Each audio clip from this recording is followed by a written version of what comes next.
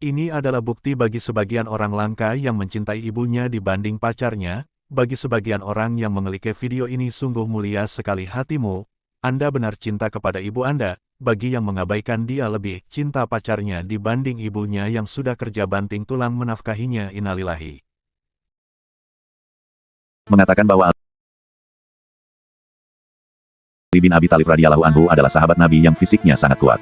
Diceritakan sewaktu mendobrak pintu Khoibar, tempatnya orang-orang Yahudi. 1,5 gerbang dipegang hanya dengan satu tangannya. Orangnya sangat kuat secara fisik. Dan kalau bergulat, Ali radhiyallahu anhu tidak dapat dikalahkan oleh para sahabat.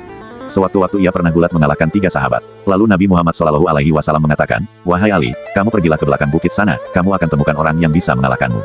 Ali penasaran, dan ia pun mengikuti perkataan Rasulullah. Dia pergi ke tempat tersebut. Setibanya di belakang bukit, ternyata ada orang yang memakai cadar, yang menutupi alisnya hingga hanya kedua bola matanya saja yang terlihat. Orang itu memberi isyarat kepada Ali untuk masuk ke dalam sebuah arena yang memang terlihat sengaja dibuat untuk bertarung. Ali masuk dan kemudian bergulat dengan orang tersebut. Dengan 2-3 gerakan saja Ali radhiyallahu anhu bisa dikalahkan. 2 kali, 3 kali bertarung sampai 10 kali bertarung ia selalu kalah. Sampai ia mengatakan mengaku kalah. Ia pun ingin tahu siapa lawannya.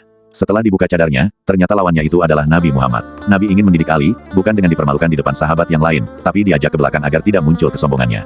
Kisah menarik yaitu bercerita tentang sebuah batu yang memberi salam kepada Rasulullah SAW. Kisah ini berawal ketika Rasulullah masih berada di Mekah sebelum diangkat menjadi nabi. Tentu saja hal ini menjadi unik dan aneh, sebab batu adalah benda yang tidak bisa berbicara.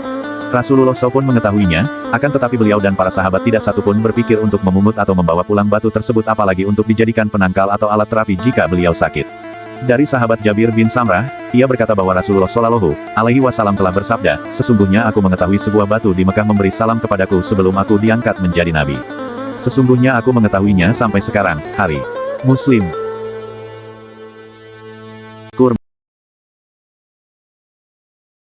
Diriwayatkan dalam sebuah hadits dari Jabir bin Abdillah ia berkata, jika Rasulullah berkhutbah beliau bersandar kepada batang kurma di salah satu tiang masjid.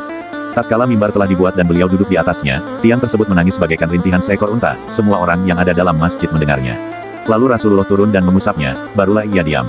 Berdasarkan hadits di atas dijelaskan bahwa tiang tersebut merasa sedih karena Rasulullah tidak lagi menjadikan dirinya sebagai sandaran. Mendengar tangisan tiang tersebut, Rasulullah pun mengusapnya agar berhenti. Namun tidak untuk mencari keberkahan darinya. Kisah lucu Nuaiman sahabat Nabi tersebut juga pernah terjadi ketika Rasulullah SAW sedang duduk bersama sahabat.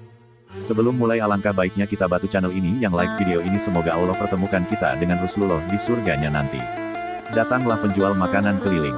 Setelah itu Nuaiman memberhentikan penjual makanan tersebut. "Wahai penjual makanan berhentilah kami mau membeli makananmu." Lantas si penjual berhenti dan mulai melayani Nuaiman dan Rasulullah. Nuaiman pun membagikan makanan dan disantaplah makanan tersebut. Setelah dibagikan, Nuaiman berkata, "Wahai Rasulullah, ini penjual makanannya. Anda yang harus membayar, masa rakyat seperti saya mentraktir seorang tokoh?" Mendengar hal tersebut, Rasulullah SAW tertawa dan mengajak sahabat lain untuk memakan makanan tersebut. Sungguh indah bukan? Kisah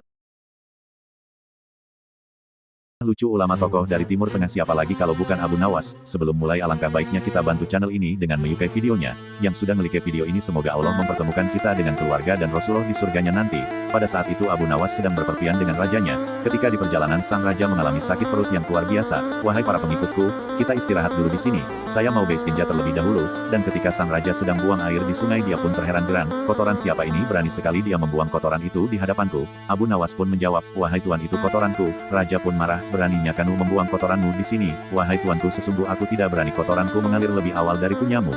Biarkanlah kotoranku di belakangnya supaya ia bisa menjaga kotoranku dengan baik." Sang raja pun takjub akan hal itu.